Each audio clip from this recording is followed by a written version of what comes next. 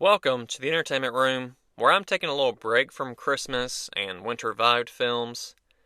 Even though today's film, as I come to realize after the fact, was released on Christmas in 2005, so that's a fun little coincidence. Now reviewing a horror film that I have been wanting to revisit for a minute now, we have 2005's Wolf Creek, written, directed, and produced by Greg McLean, who has a pretty impressive filmography: 2007's Rogue, 2017's Jungle, Wolf Creek 2, and The Belko Experiment. This Australian film follows Ben, Liz, and Christy on a road trip, but they are soon thrust into their worst nightmare, tortured by serial killer Mick Taylor. This film draws inspiration from two well-known killers in Australia, and Mick is supposed to be kind of a resemblance of parts of both personalities from what I've read. But what brought me back to this film, and likely the second one as well, is John Jarratt's performance as Mick. A laugh and voice that has been imprinted in my memory since my first viewing years ago.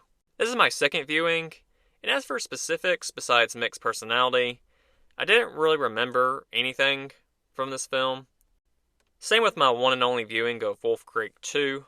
There's supposed to be a third installment in the works, with Jarratt again reprising his role, so we're likely getting at least a trilogy out of this film series. Sadistic and unrelenting. How does Wolf Creek hold up today with his memorable, psychotic Aussie?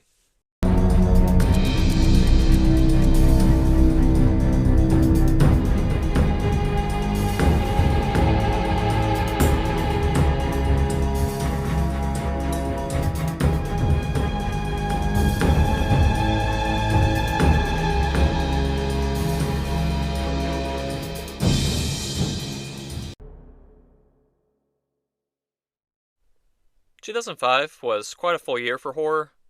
So many nostalgic and childhood films I grew up on. The Descent being a huge one, Constantine, House of Wax, The Devil's Rejects, Hostel, the Amityville Horror. I could just go on all day. And I also just reviewed Santa's Sleigh, a horror comedy, for one more. So many notable selections. Wolf Creek has quite the following because of this Mick Taylor character.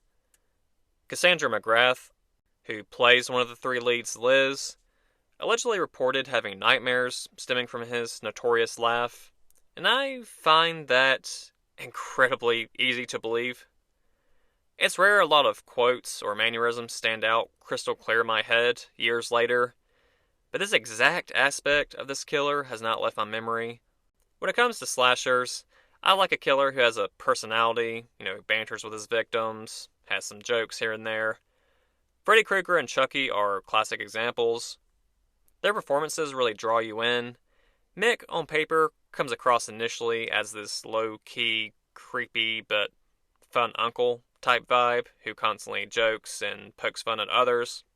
And while you know there's other intent and malice behind his eyes, it still just seems hard to believe at first what he's capable of, and that he enjoys doing these terrible things at the expense of others. While I like this character as a terrifying figure, it is still absolutely vital that the movie itself is as balanced as possible. So to get into that, with Ben, Liz, and Christy, they do build these characters. They're a bit reckless at times, and even childish some, in their youth. But they seem generally well-intentioned, despite the uninteresting low-key love triangle that seems to be sort of evident. They have a couple exchanges that are comical, and some vaguely interesting stories. Some chemistry is there, but I didn't feel too attached to them compared to some other protagonists in horror films. And that honestly may not even be fair as a complaint. That's just how I felt at first. Then again, a passable slasher doesn't always have to have these great, deep characters to still be decent and enjoyable. But on a positive note, despite taking their time, whether you care about these characters or not, by the time Mick shows up and you already start feeling a little uneasy, there's still an hour to go in this film, and it's only 99 minutes. So the pacing is pretty solid. Maybe the acting in the beginning just felt a little dry as a whole. Some people are just that way, probably including myself. So take that complaint with a grain of salt, especially as this film has been complimented on how well it does with its characters. I love the Australian outback setting. Desert-like settings, including those in the US, like the Midwest type area, make for great thrillers in particular. This film also takes its time filming various parts of the landscape, this seemingly endless stretch of land, and it's absolutely beautiful to look at, especially at first, but it really reels you into the mindset of, if you're in trouble, who the hell's gonna know? How will you get help? Cold nights and unbearably hot days, and in this case, that one sadistic local, that's what you've got. Other people are an unknown distance away, and I already don't trust people enough to give me a ride, or me give them a ride, and being in an enclosed space with them. Too many bad people out there. I can only imagine being in a scenario where this may be the only person I see for hours or even days. You just gotta pick your poison. So to accept help from this stranger, their case isn't the dumbest thing. So it's kind of nice how they set that up.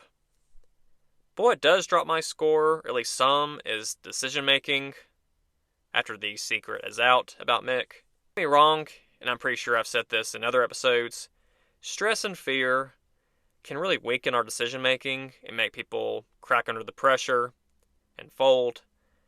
I try to think through bad decisions logically when passively watching films and how I might be in that situation or the people that I've met. You have mere seconds to hide, run, fight, etc. You don't have time to think through your actions all the way through. You just go. The moments I ultimately excused, at least partly, but a couple are damn near unforgivable in this film. And I'll go over some of each in spoilers later. One of the mistakes really could have had the credits rolling a lot faster.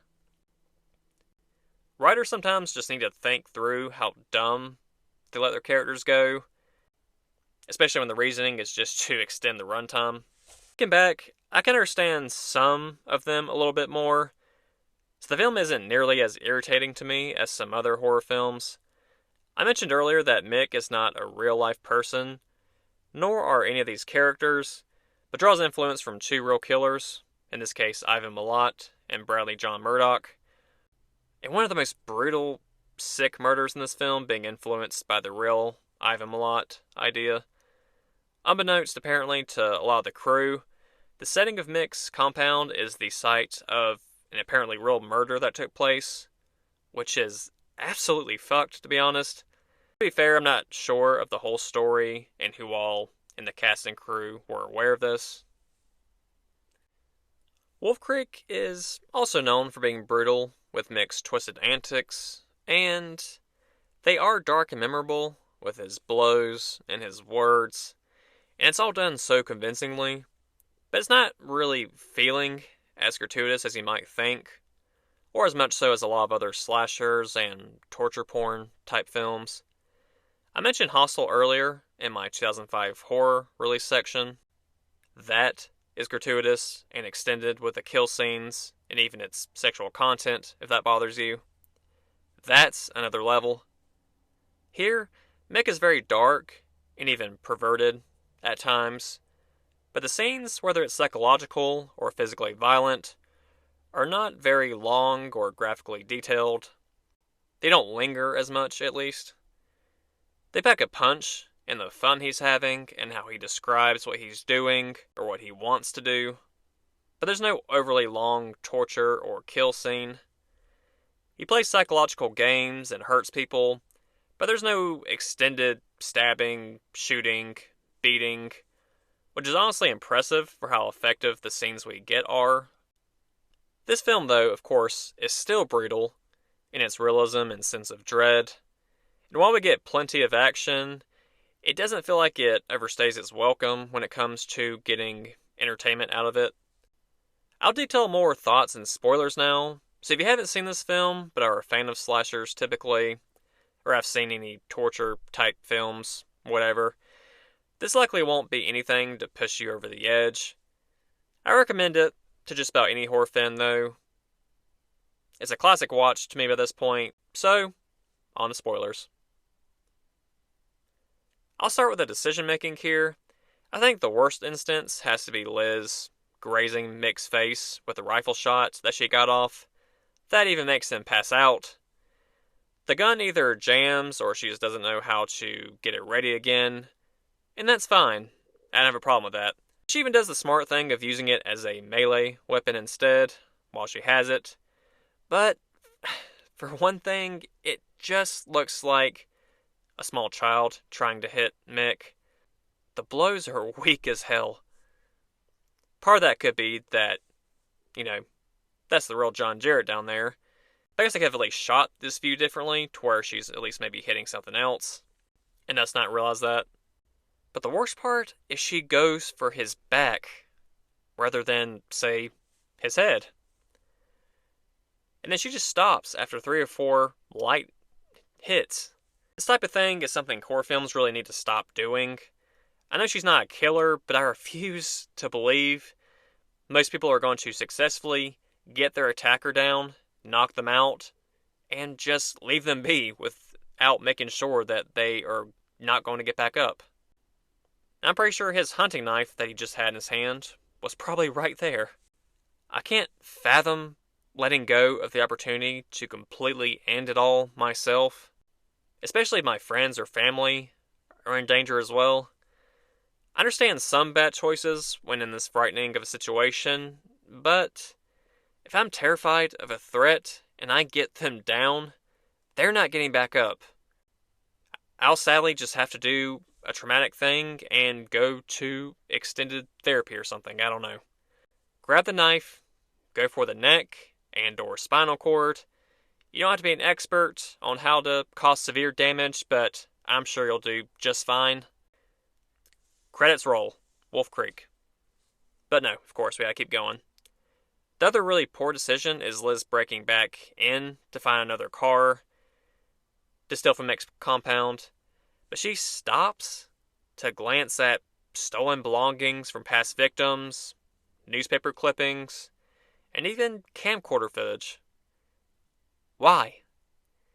And this literally seems to be here for exposition, but it's just so forced and out of place, and really actually pointless for what we need.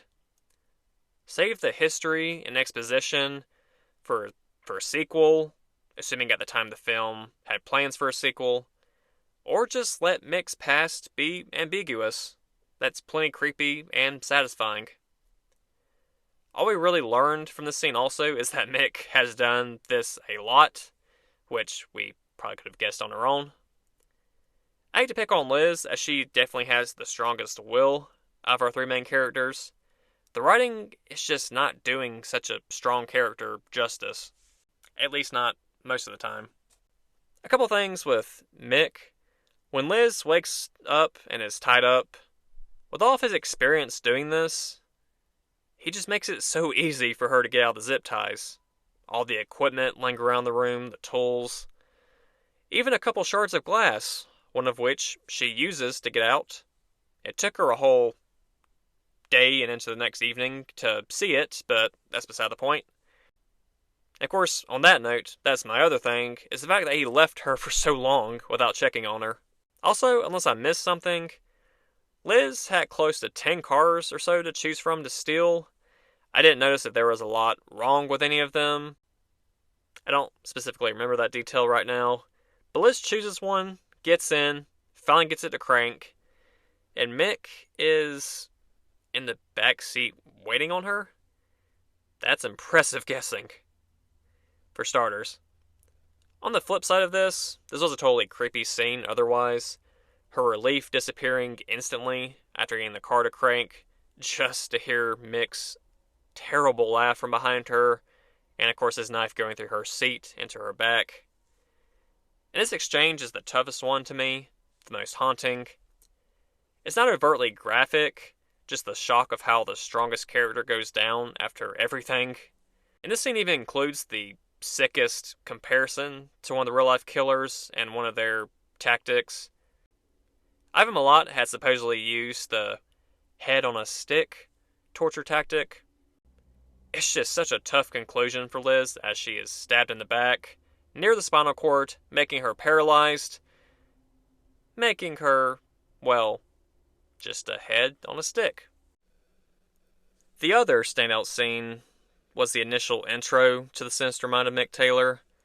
His mostly psychological torture of Christy, his threats of all he wanted to inflict on her, especially in the comical and even kind of light-hearted tone that he detailed them in. Lastly, Chrissy's attempted escape, where she flags down someone to help her, only to have to take control of the car herself, makes clear love for playing games with his victims, giving her a head start in the inferior car she tries to drive. It was particularly chilling when Mick pulls up beside her and jokes around. He pretends to be doing his own thing, then acts like he recognizes her, doing a double take, as if he was seeing an old friend, and then with the gross faces he makes at her, like an immature teenager might. A moment that kind of grew on me, but I still think is kind of dumb in places, is when Liz and Christy initially escape with Mick's truck, and they see another car approaching behind them, and are pretty certain, understandably, that it's Mick. I'm still uncertain if I would have taken my chances driving on and taking him on in a car chase, especially being in a likely more sturdy vehicle. It was interesting how Liz tried to throw him off by pushing the truck over the edge, like they had crashed, getting Mick to get out and investigate it, but it's still a flimsy idea, as Liz's goal was to steal the car that he used to chase them with, while he goes to check on the wrecked truck. And she just expected him to leave the keys in the ignition? I would not have bet my escape on that. They even made a noise that he heard right before going down to the truck, so I would think most people somewhat experienced in this would not just leave their vehicle running. They even made this exact same mistake 5 minutes earlier, with the truck not having the keys in it, and having to return to Mick's body when he was passed out to retrieve his keys. But I guess being limited on options, you could argue it was worth a shot, so I'll mostly let it go. With Ben, I don't even get the point of his involvement by the end. He's literally passed out and stuck up on a wall until after both women die. He gets away and fortunately has passerbys retrieve him. It's great to have a survivor, but I wish they had done more with his character. Seeing the three of them work together would have been kind of a cool thing. If Ben's outcome had been specifically based on a real person's escape, I could maybe understand a little bit more, but all these characters are fictional. At the end of the day, though, I have to praise this film on its ability to create tension and build its characters as a whole. And even though I personally wasn't the most invested in them, I did still slowly grow to care about them in the end, and I want them to escape. I look back fondly on certain aspects of them. Liz's outcome in particular was impactful. I am really excited to see the sequel again and review it as well, as I overall had a good time with this one. It didn't need frequent jump scares or excessive gore to make an impact on suspense and fear of this killer. It gets to the point quickly, while adding enough personality to make it memorable. I'll give Wolf Creek a 7.2 out of 10. I hope this review is enjoyable, and that a review of the sequel is welcome in the future. I'm excited to keep tabs on the third, but thanks so much to anyone listening. Go ahead and always check your back seats of your car before getting in each time, no matter the time of day or how safe your neighborhood is. And I'll see you next time on The Entertainment Room.